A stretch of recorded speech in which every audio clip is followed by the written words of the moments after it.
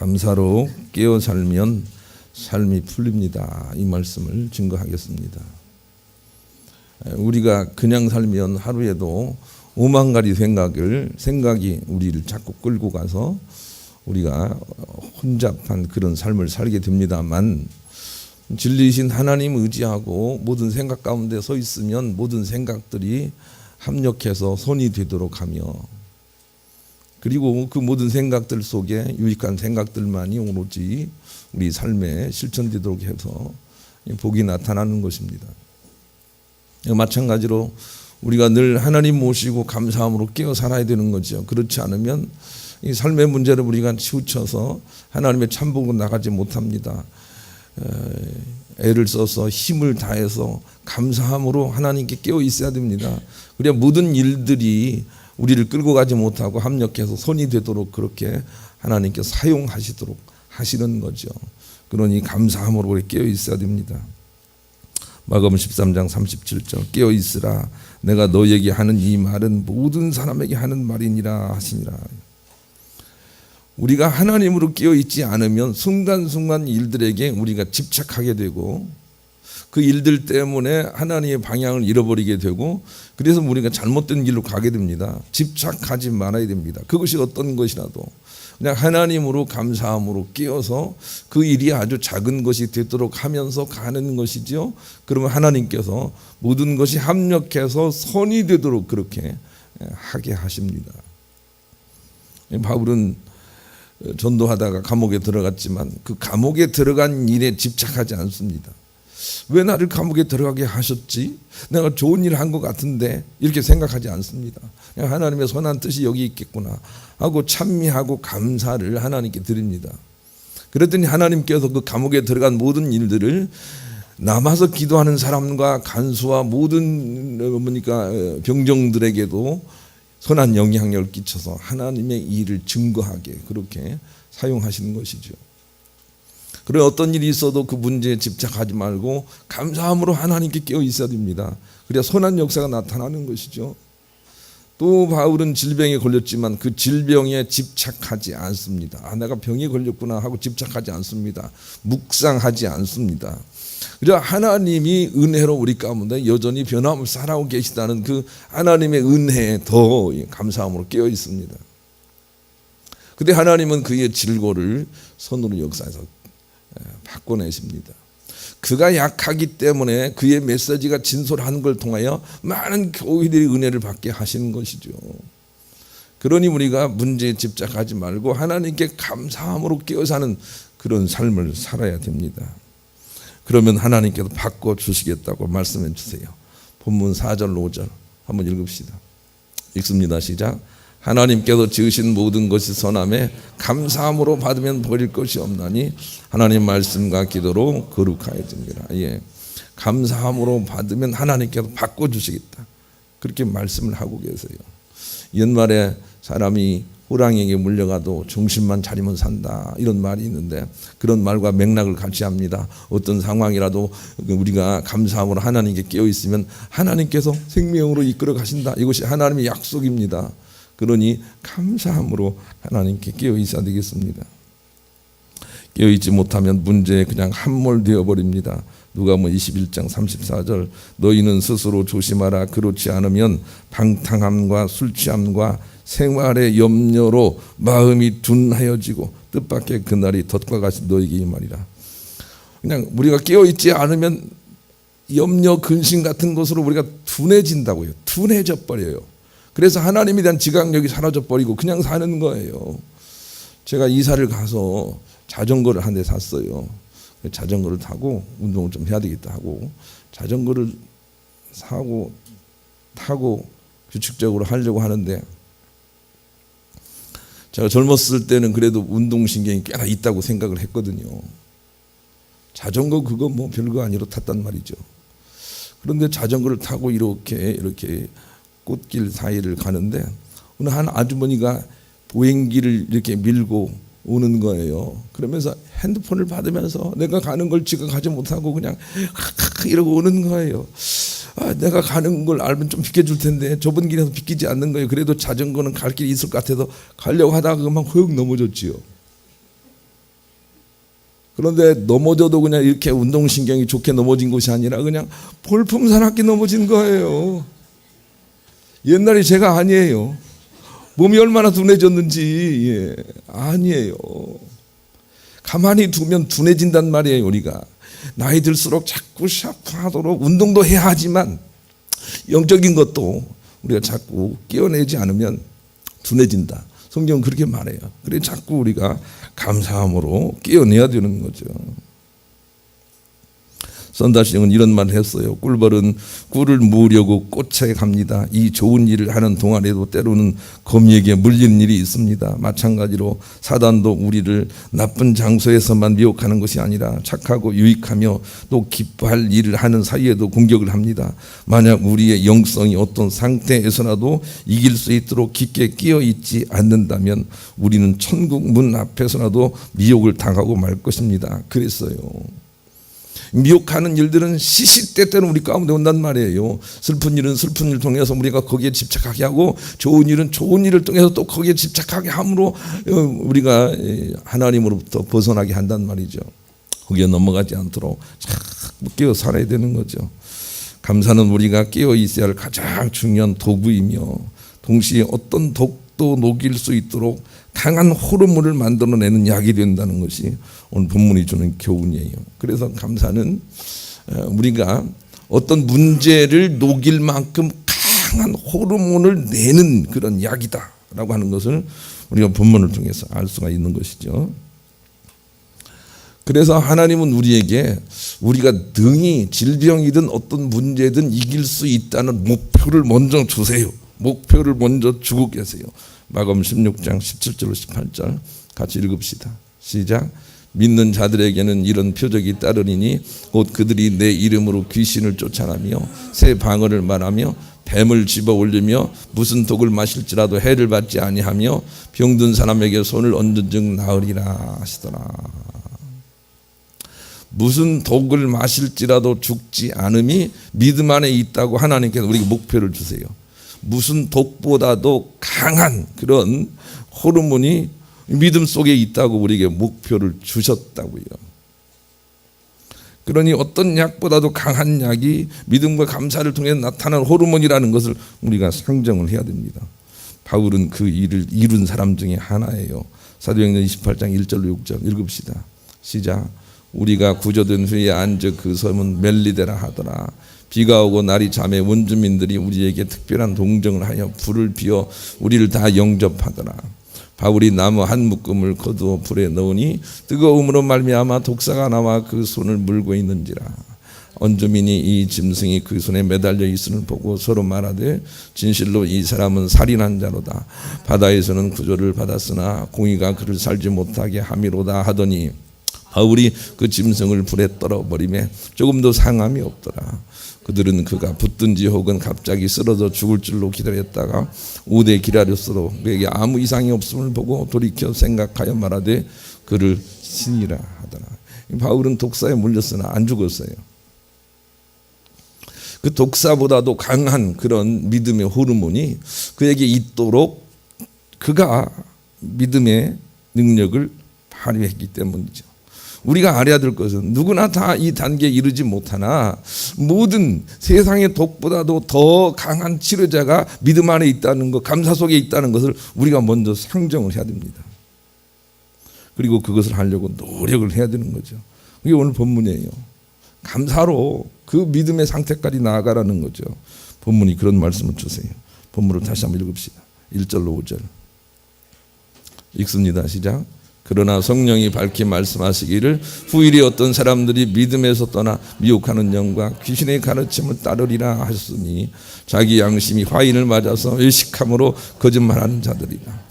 혼인을 금하고 어떤 음식을 먹지 말라고 할 터이나 음식물은 하나님이 지으신 바니 믿는 자들과 진리를 아는 자들이 감사함으로 받을 것입니다. 하나님께서 지으신 모든 것이 선함에 감사함으로 받으면 버릴 것이 없나니 하나님 말씀과 기도로 거룩하여져. 어떤 사람이 의사가 되어서 세상의 모든 병을 내가 고치겠다라고 하는 것이 양심에 화인 맞아서 의식하는 자 언어라는 것이죠. 어떤 사람이 좋은 약을 개발을 해서 내가 세상을 밝게 해야겠다 하는 것이 양심에 화인 맞은 일이라고 해요. 그것으로 안 된다는 것입니다. 감사함으로 깨어 있어서 모든 것들을 손으로 바꿔내는 하나님의 능력을 힘입지 않고는 안 된다는 것입니다. 우리가 그 믿음을 이렇게 상정하고 따라야 되는 것이죠.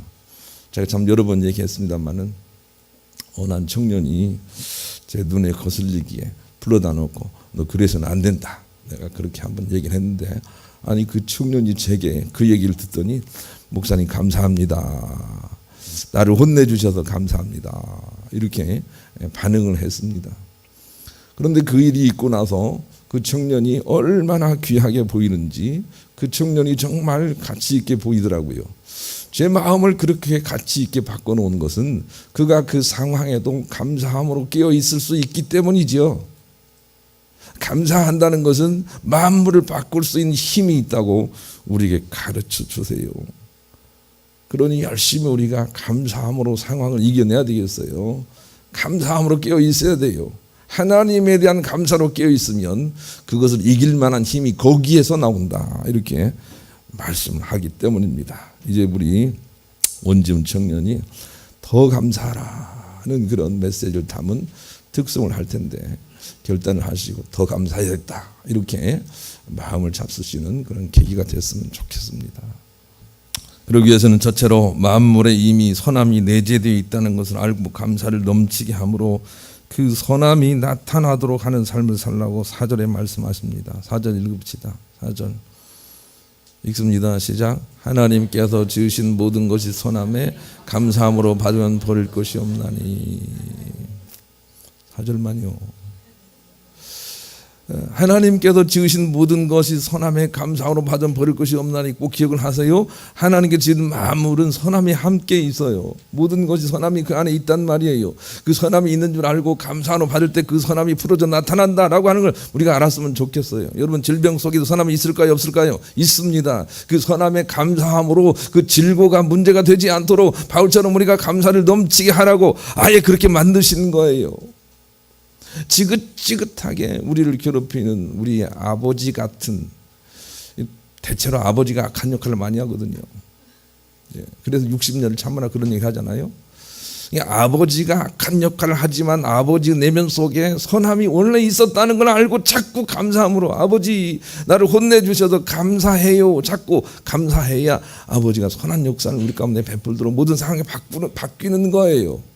만물 속에 선함이 이미 들었다는 걸 알아야 돼요. 그래서 핵인 목사님은 자기가 병에 걸려서 불치병에 걸렸으나 그러나 내 안에 치유가 이미 있구나라고 생각을 하고 그냥 이렇게 침대 모서리를 붙들고 일어납니다. 그래서 그냥 내게 나음이 있다라고 생각을 하고 자꾸 나음이 있다고 비틀거리면서 서 있다가 병을 몰아내 버립니다. 우리가 해야 할 일은 그런 것이라고 성경이 말씀해 주세요. 우리 안에 이미 선함이 있다는 걸 믿고 그냥 힘들고 어리지만 감사함으로 깨어 있어서 그래서 문제를 이겨내라고 주께서 말씀을 하시는 거예요. 오늘 본문이 그래요. 그리고 로마서 8장도 그런 말씀을 주세요. 로마서 8장 18절로 25절 읽읍시다. 시작.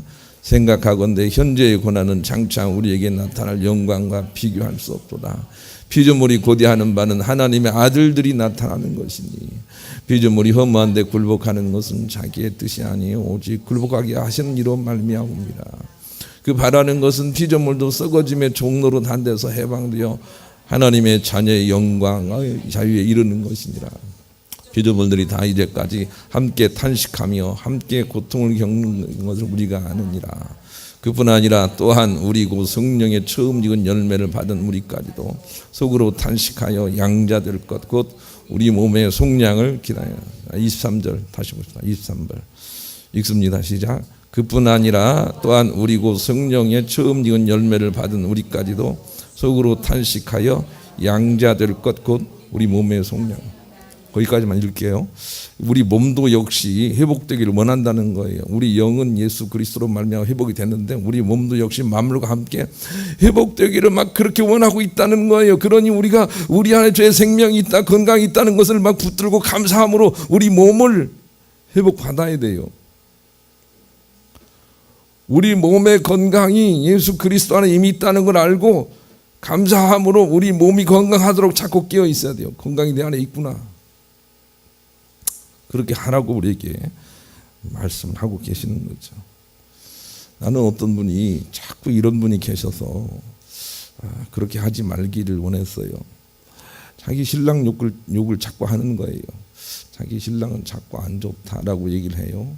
남의 신랑은 다 좋다는 거예요. 예. 그래서 자기 신랑 속에도 애시당초 선함이 있다는 것을 알고 자꾸 감사해야 돼요. 이런 신랑 주셔서 감사합니다. 이런 자녀 주셔서 자꾸 감사합니다. 이렇게 감사해야 돼요. 예. 그러면 나타나요. 나타난다고요. 이런 자녀 주셔서 감사합니다. 이게 자꾸 하면 나타난다고요. 그렇게 돼 있다는 걸 우리가 알아야 돼요. 두 번째, 말씀을 붙들고 감사하는 기도를 반복해서 해야 된다는 거죠. 5절 보면 말씀과 기도로 거룩해짐이라 그랬습니다. 그러니 우리가 말씀을 붙들고 기도를 해야 됩니다. 케네세겐 목사님은 어떤 일이 있어도 말씀을 붙들어야 된다 하고 자기의 기도의 응답의 법을 7가지로 설명을 했습니다. 첫째로 무엇을 얻고 싶은가 그것을 구체화하라. 둘째, 성경의 말씀이 그에 대해서 뭐라고 하고 있는지를 찾으라. 셋째, 그리고 그것이 나타나기를 구하라. 넷째, 그리고 받은 줄로 믿으라. 다섯째, 삶에서 의심을 이겨내라. 여섯째, 말씀을 묵상하고 또 묵상하라. 일곱 번째, 하나님을 찬양하라. 말씀을 붙들고 기도하고 말씀을 붙들고 자꾸 낙심하지 않는 게 중요합니다. 이게 쉽게 나타나겠어요? 안 나타납니다, 여러분. 이 말씀을 찾으세요. 이 상황에 주신 하나님의 말씀을 찾으라고요. 그리고 말씀을 붙들고 자꾸 감사함으로 깨어서 그 말씀이 나타나도록 하는 것이 우리의 본분이에요.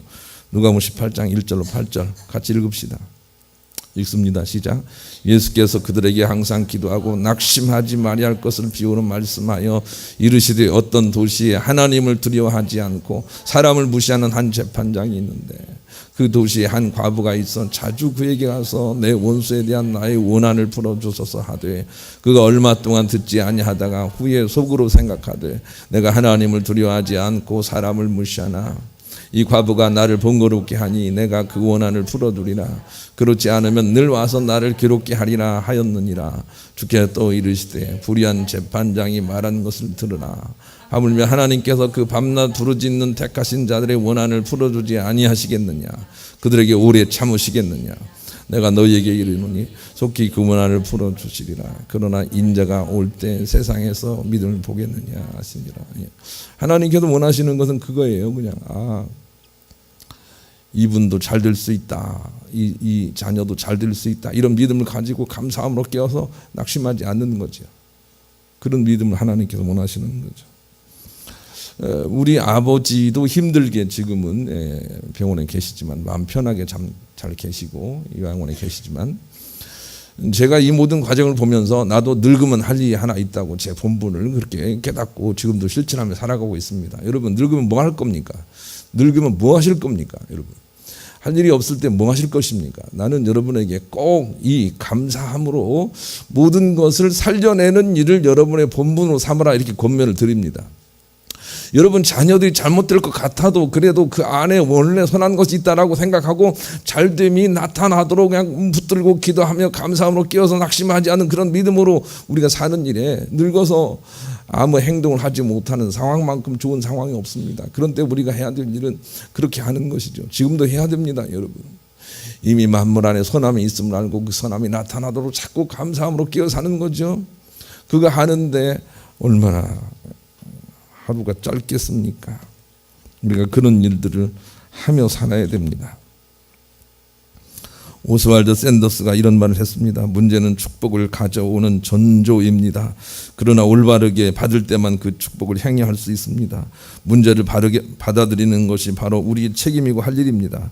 소화시키지 못하는 음식이 결코 몸을 유익하게 하지 않는 것처럼 문제도 바르게 받아들이지 않으면 오히려 성격이 황폐하게 됩니다.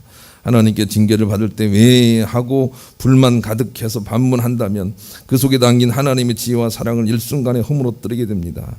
이는 하나님을 변덕쟁이로 만드는 것이며 자신의 잘못까지도 하나님께 전가시키는 것입니다. 하나님이 우리를 연단시키는 목적은 우리를 힘들게 하시려는 것이 아니라 우리로 더 풍성한 열매를 맺게 하시려고 우리를 준비시키는 것입니다.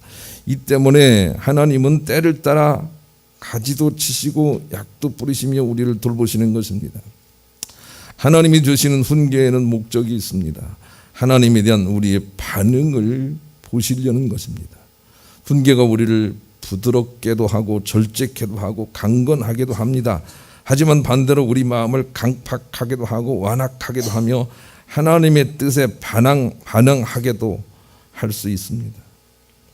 이것들을 기쁨으로 받아들일 수만 있다면 훈계는 항상 삶의 회복을 함께 남겨주게 됩니다. 그것들을 감사함으로 받을 수만 있다면. 그런 말을 했습니다. 시편 50편 23절에 이런 말씀을 또 주시네요. 감사로 제사를 드리는 자가 나를 영화롭게 하나니 그의 행위를 옳게 하는 자에게 내가 하나님의 구원을 보이리라 그랬습니다. 있는 상황에 하나님 자체가 선하신 분이니 그냥 감사를 넘치게 함으로 예배하는 그 예배가 하나님 보시기에 가장 좋은 예배라는 거죠. 감사로 드리는 예배, 감사로 우리가 살아야 되겠습니다. 우리 이번에는 정환주 청년이 하나님 선하심을 찬양하는 또 특성을 통해서 하나님께 영광 돌리겠습니다. 이제 이어서 우리가 성찬식을 거행하려고 합니다.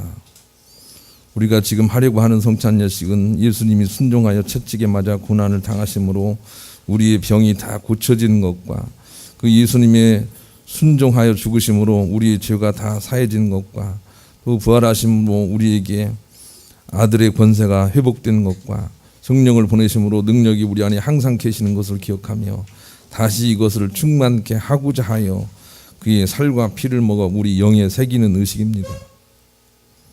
우리가 마시는 떡과 잔은 그냥 떡과 잔이 아니요 이미 우리 안에 임재하시는 예수 그리스도의 몸과 살이 이 예식과 함께 기억되고 소생하고 충만하도록 또 한 번 그 승리에 감사하며 고백하고 따라같이 승리하고자 하는 마음의 표현인 것입니다. 우리 믿음의 사람들은 이 고백을 지금 이 예식에서 뿐만이 아니라 무엇을 먹고 마실 때든지 항상 해야만 할 것이며 더욱 오늘은 우리가 감사절을 정하여 특별히 주님의 은혜를 기념하고자 하는 것입니다. 이미 있는 은혜가 온 몸에 나타나 회복되는 귀한 시간이 되시기를 우리 주님의 이름으로 간절히 축원합니다.